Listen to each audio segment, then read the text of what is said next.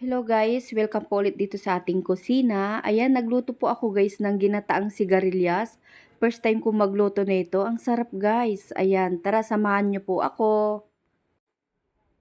So ito yung ating sigarilyas. Bali nabili ko lang ito guys ng 20 pesos lang. Napakarami. Kaya sabi ko naisip ko gagataan ko siya. Ayan, tinanggal ko yung mga dulo niya. Inugasan ko muna yan.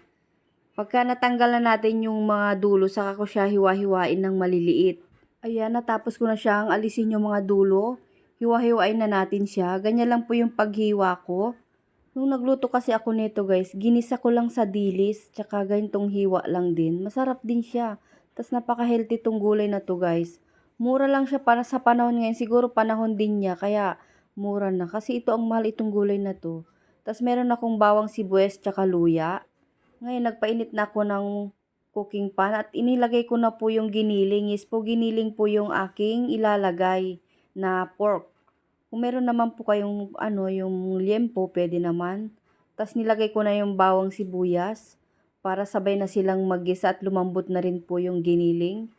Nilagay ko na rin po ang luya. Ayan, hinalo-halo ko lang siya hanggang sa medyo brown lang ng kaunti. Tapos tinimplahan ko siya ng pamintang durog. Depende po sa inyo kung anong gusto nyong ihalo sa paggata. Pwede rin po yung dilis, pwede rin po yung daing. Ayan, sa akin kubit ko po yung giniling. Tapos naglagay na ako ng gata ng nyog. Ayan, bali isang gata na malaking nyog po yung nilagay ko. Tapos hinalo-halo ko lang ito. Kailangan halo-haloin natin para hindi mamuo. Tapos tinimplang ko na rin po siya ng bagoong alamang. Ginisa ko na rin po yung bagoong alamang.